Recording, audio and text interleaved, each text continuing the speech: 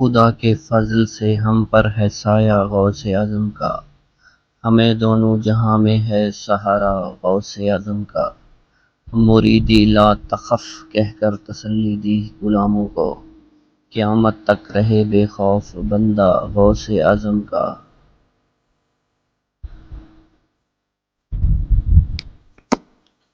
در پہ جو تیرے آ گیا بغداد والے مرشد، من کی مرادیں پا گیا بغداد والے مرشد۔ لیے شفائے کاملہ دربار میں یا پیر، بیمار اسیاں آ گیا بغداد والے مرشد۔ جو کوئی تیرا بخت در پہ ہو گیا حاضر، تقدیر کو چمکا گیا بغداد والے مرشد۔ دنیا کے جھنجھٹ سے نکل کے تیرے قدموں میں جو آ گیا سو پا گیا بغداد والے مرشد۔ اے کاش پھر آ کر کہے دربار میں عطار، بغداد میں پھر آ گیا بغداد والے مرشد۔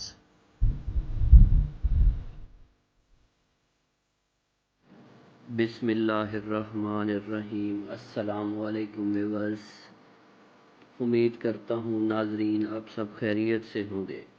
زمین شدت تپش سے مغلوب ہو کر پیاسی ہوتی ہے تو آسمان سے موسلا دھار بارش شروع ہو جاتی ہے۔ تاریکی شب کی چادر بسیط ہوتی ہے تو صبح کا اجالا پھوٹ پڑتا ہے۔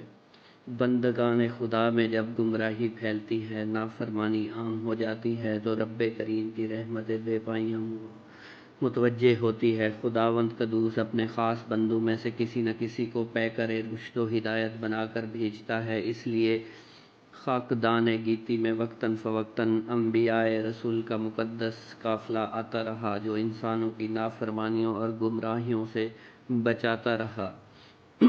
آمنہ کے لال حبیب صلی اللہ علیہ وسلم نبوت رسالت کے آخری تاجدار ہیں۔ اب تک انبیاء کرام رشد و ہدایت کے چراغ لے کر بن کر دنیا والوں کو راہ ہدایت دکھاتے رہے ہیں۔ خاتم النبیین صلی اللہ علیہ وسلم کے بعد یہ اہم ترین ذمہ داری سرکار فضل الرسول سید الانبیاء کی امت مقدس کے ممتاز ترین شخصیات کے سپرد رہی ہے۔ اس سلسلے میں ہم حضور صلی اللہ علیہ وسلم کی امت کے ایک برگزیدہ عالم سرکار محی الدین غوث اعظم شیخ عبد القادر جیلانی رحمۃ اللہ علیہ کا ذکر جمیل پیش کرتے ہیں۔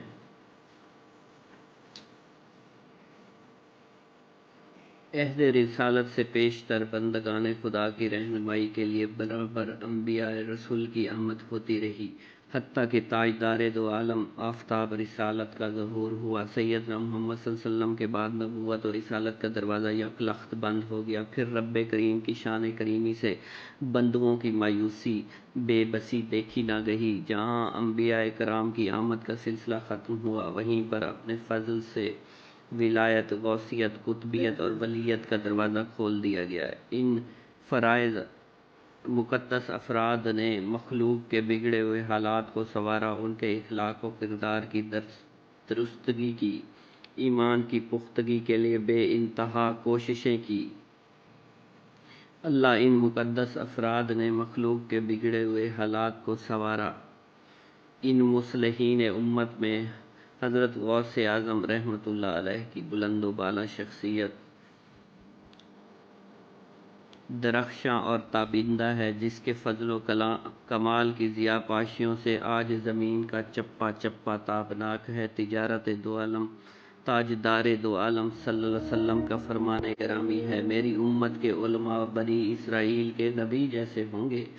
علماء امت کی یہ شرافت و فضیلت رسول محترم صلی اللہ علیہ وسلم کا صدقہ ہے، اور فضیلت و عظمت کی یہ شاندار تاجدار جیلانی سرکار غوث اعظم رحمۃ اللہ علیہ کی ذات سطوح صفات میں بدرجہ کامل و اکمل موجود تھی۔ آپ نحیف البدن، قد درمیانہ، سینہ فراخ، ریش مبارک دراز چہرے کو گھیرے ہوئے، رنگ گندمی گون، دونوں ابرو ملے ہوئے، ابرو بلند، چہرہ تابندہ، ذی وقار، نرم گفتگو، کم گو، اہل ممتاز تھے۔ کلام میں ایک طرح کی تیزی بلندی تھی جو سامعین دل میں خوف کے ساتھ عجیب لذت پیدا کر دیتی تھی۔ دوران گفتگو پورا مجمع ہمتاً گوش ہو کر آپ کے وجد آفرین کلام کو سنتا رہتا۔ دور اور نزدیک آپ کی آواز برابر سنائی دیتی تھی۔ لاکھوں کے مجموعے میں ہر شخص آپ کی آواز بخوبی سن لیتا تھا۔ آپ کے حکم کی تعمیل ہر شخص بے چون و چرا کرتا اور دل پر کسی قسم کا جبر محسوس نہ کرتا۔ سخت سے سخت دل والا بھی آپ کے جمال با کمال کی زیارت کر لیتا تھا۔ اس کا دل موم اور مثل ہو جاتا تھا۔ جب آپ جامع مسجد میں تشریف لاتے تو لوگ اپنے ہاتھ خداوند کے لیے اٹھا دیتے تھے، دعا کے لیے اٹھا دیتے تھے اور آپ کے وسیلہ سے جو بھی دعا مانگی رب کریم ضرور پوری فرماتے تھے۔ سیدنا غوث اعظم سید ابو صالح جنگی موسیٰ دوست رحمۃ اللہ علیہ کے فرزند تھے، جن کا سلسلہ امام حسن اور پھر حضرت علی رضی اللہ تعالیٰ عنہ تک جا ملتا ہے۔ آپ کی والدہ محترمہ کا سلسلہ بھی امام حسین رضی اللہ تعالیٰ عنہ اور پھر حضرت سیدنا علی المرتضیٰ کرم اللہ وجہہ تک جا کر مل جاتا ہے۔